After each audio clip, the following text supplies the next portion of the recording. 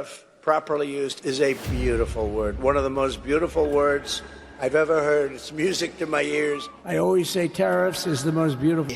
और ये नए टैरिफ सिर्फ चाइना तक सीमित नहीं है. इस बार जापान, कनाडा, मेक्सिको और ट्रंप के निशाने पर है. President will be implementing tomorrow a 25% tariffs on Mexico, 25% tariffs on Canada, and a 10% tariff on China. आखिरकार ये ट्रेड वॉर किस वजह से शुरू हुआ, इसके लिए हमको पहले पनामा कैनाल को समझना होगा. The Panama Canal. Foolishly, but they violated the agreement, and we're going to take it back, or something very powerful is going to happen. Panama canal एक आर्टिफिशियल वाटरवे है जो अटलांटिक ओशियन और Pacific ocean दोनों को connect करता है. ये central America के पनामा कंट्री में लोकेटेड है और दुनिया के इम्पोर्टेंट ट्रेड रूट्स में से एक है. 1914 में पनामा कैनाल अमेरिका के कंट्रोल में था. उसके बाद 1977 में ट्रीटी साइन होने के बाद अमेरिका ने कैनाल का कंट्रोल पनामा गवर्नमेंट को दे दिया.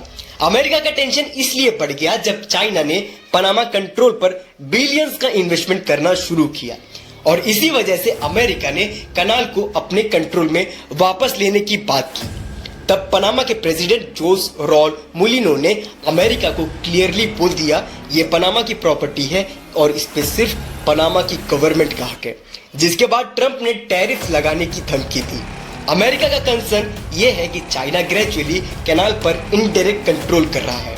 ट्रंप का मानना है कि चाइना कैनाल बंद भी कर सकता है जो कि अमेरिका के लिए सिक्योरिटी इशू हो सकता है. अमेरिका ने पहले भी 1989 में पनामा पे मिलिट्री एक्शन किया था और वहां के डायरेक्टर मैनुअल नोरिया को हटा दिया था. कुछ हॉक्स का मानना है कि अगर चाइना का इन्फ्लुएंस ज्यादा बढ़ता है तो अमेरिका मिलिट्री एक्शन भी ले सकता है. लेकिन क्या ये फिजिबल होगा? चाइना जो डायरेक्टली मिलिट्री कन्फ्रंटेशन नहीं चाहता है लेकिन उसके बाद भी इकोनॉमिक पावर से कैनाल पर पूरा कंट्रोल जमाना चाह रहा है. और दूसरी तरफ ट्रंप को अग्रेसिव ट्रेड पॉलिसी से चाइना को रोकना चाहता है. अगर ट्रंप पनामा पर ज्यादा प्रेशर डालता है तो हो सकता है कि लैटिन अमेरिका के साथ और भी कंट्रीज चाइना और रशिया की तरफ शिफ्ट हो जाए. ट्रंप ने जापान को जीरो ट्रेड डेफिसिट करने के लिए स्ट्रिक्ट वार्निंग दिया है. लेकिन सवाल ये उठता है कि क्या टैरिफ्स अमेरिका की इकोनॉमी को मजबूत करेगा या फिर डिस्टर्ब करेगा, क्योंकि इसके पहले भी अमेरिका ने चाइना पर टैरिफ्स लगाया था. उसके बाद मार्केट पर बहुत बड़ा इसका असर देखा गया था.